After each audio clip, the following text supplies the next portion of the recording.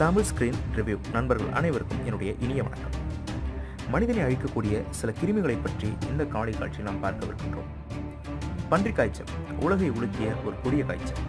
இதற்கு பல நாடுகளும் தடுப்பு நடவடிக்கைகளை முடுக்கிவிட்டன. விலங்குகளிடமிருந்து தோன்றும் நோய் கிருமிகள் கடந்த காலங்களில் பல முறை மனித சமுதாயத்திற்கு தாக்கி அழித்திருக்கிறது. அதற்கு சான்றாக சில கிருமிகளை பற்றி தான் இந்த காணொளி காட்சியில் நம்ம டீப்பாக பார்க்க இருக்கோம். முதலாக நம்ம பார்க்க போகிறது ஸ்பானிஷ் ஃப்ளூ. 1918 1919 இந்த ஸ்பானிஷ் ஃப்ளூ அப்படிங்கிற வைரஸ் பரவ ஆரம்பிச்சது. இந்த காய்ச்சலால் பாதிக்கப்பட்டு மரணமடைந்தவரோட எண்ணிக்கை 500 லட்சம் பேர். அந்த காலகட்டத்தில் உலக மக்கள் தொகையில் கிட்டத்தட்ட 40% பேரை கொள்ளை கொண்டது இந்த நோய்.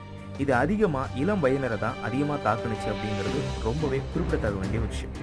இரண்டாவதாக நாம் பார்க்க போகிறது ஆசியன் ஃப்ளூ. 1957 1958 பரவன மிகப்பெரிய ஒரு வைரஸ். இந்த காய்ச்சல் H2N2 என்னும் வைரஸால் ஏற்பட்டது. இது பன்றிகளில் தோன்றி மனிதனுக்கு பரவியது. இதனால் 10 லட்சம் பேர் மாண்டனர். இறந்தவர்கள் மிகுதியானவர்கள் முதிய வயதினர் அப்படிங்கிறது குறிப்பிடத்தக்க வேண்டிய விஷயம். மூன்றாவதாக நாம் பார்க்க போகிறது ஷாங்காங் ஃப்ளூ. 1968 1969 வரைக்கும் பெருமளவில் பரப்பப்பட்ட ஒரு வைரஸ். இந்த காய்ச்சல் பாதிக்கப்பட்டு மரணமடைந்தவரோட எண்ணிக்கை 7 லட்சம் பேர். அடுத்து நான்காவதாக பார்க்க போகிறது எபோலா வைரஸ்.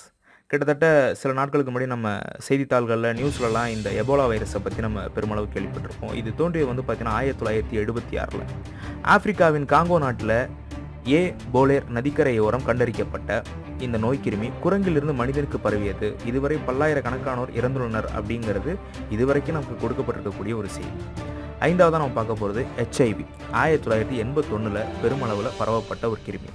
உலகில் இதுவரை இந்த வைரஸால் சுமார் 33 லட்சம் பேர் பாதிக்கப்பட்டிருக்காங்க. இந்த எய்ட்ஸ் நோய் தாக்கி 2007 வரை சுமார் 21 லட்சம் மனித உயிர்கள் பலியாகி இருக்கிறது. இந்த நோய் கிருமி ஆப்பிரிக்காவில் குரங்கிலிருந்து மனிதனுக்கு பரவியது அப்படிங்கிறது குறிப்பு. இதே குறிப்பை பார்த்தீங்கன்னா கமலஹாசன் தசாவதாரம் படத்தில் ஒரு டைலாகாக குறிப்பிட்டிருப்பார். நம்ம கவனிக்க வேண்டிய விஷயம். அடுத்து ஆறாவதாக பறவை காய்ச்சல். 1997 1999 2004 இப்படி வெவ்வேறு காலகட்ட வருடங்களில் இந்த பறவை காய்ச்சல் அப்படிங்கிறது இன்னமும் பரவிட்டே இருக்கக்கூடிய ஒரு காய்ச்சல்.